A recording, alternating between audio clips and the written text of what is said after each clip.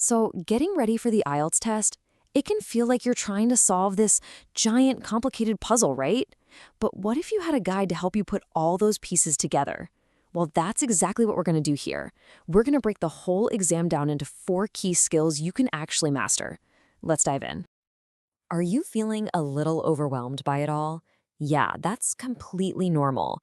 This test is a pretty big deal, and trying to prep for listening, reading, writing, and speaking all at the same time, it's a lot. But you know, the difference between feeling anxious and feeling confident? It's just having a clear strategy. And that's our plan.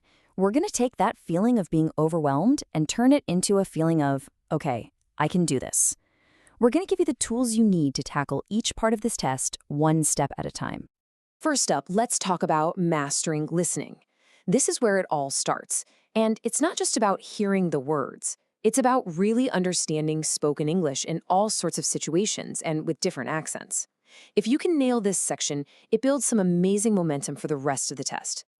So what's the real goal here? It's not just to hear words, but to really get the meaning, even when you're listening to different accents or in different contexts. We're talking about active, engaged listening.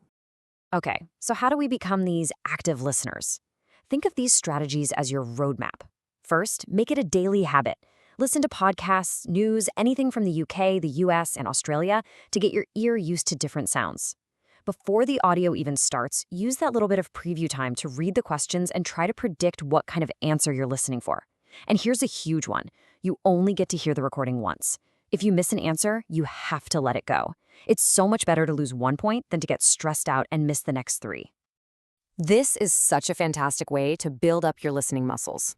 Start by watching shows with the English subtitles on. This helps your brain connect the sounds you're hearing with the words you're seeing. Then, once you start feeling more confident, switch them off. It's kind of like using training wheels on a bike. They're there for support until you're ready to ride on your own. All right, let's move on to our second skill, reading. Now, this isn't just about understanding English, it's about doing it quickly and efficiently, all while the clock is ticking. The goal here is really 2 things at once. You need speed and you need accuracy. You have to be able to quickly get the main idea of a passage, but at the same time be able to zoom in and find the specific little details you need to answer the questions. It's a real balancing act. So how do you pull off that balancing act? Here's the game plan. First, skim the whole passage. I'm talking a minute or 2 max, just to get the general idea. Don't read every single word. Then, go to the questions and scan the text for specific keywords from those questions. Underlining things like names, dates, and numbers will make them jump right off the page.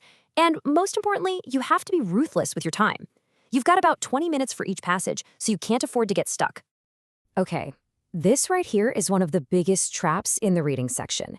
It is so important to get this difference. False means the text says the exact opposite of the statement, but not given. That just means the information isn't there at all. You can't guess or assume. If you can't point to it in the passage, the answer is not given. Here's a super simple habit that pays off big time. Reading an article every day builds your reading stamina and your vocabulary.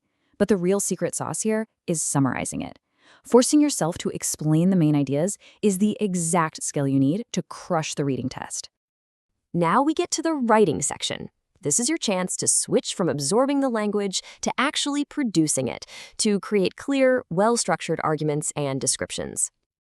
For both of the writing tasks, the goal is pretty much the same: clarity. The person reading your work needs to be able to follow your logic without any trouble, and that means you've got to organize your thoughts before you start writing, back up your points with good examples, and, of course, keep your grammar clean. For task 1, you're probably going to see a chart or a graph. Your job is to be an objective reporter. Just describe what you see, the main trends, the most important features. Use good transition words like whereas or in contrast to compare the data. And the number 1 rule? Absolutely no opinions, just the facts. And of course, you gotta watch the word count. The minimum here is 150 words. It's a good idea to aim for something like 160 just to give yourself a safe buffer. But remember, task 1 is worth fewer points than task 2, so be efficient, write what you need to, and then move on. Task 2 is the big one, the essay, and it's worth more points. Having a clear structure here is just non-negotiable. It's a simple, effective recipe. Your introduction states your main point. Your two body paragraphs each develop a clear argument, and your conclusion wraps it all up and restates your position. Simple, logical, perfect.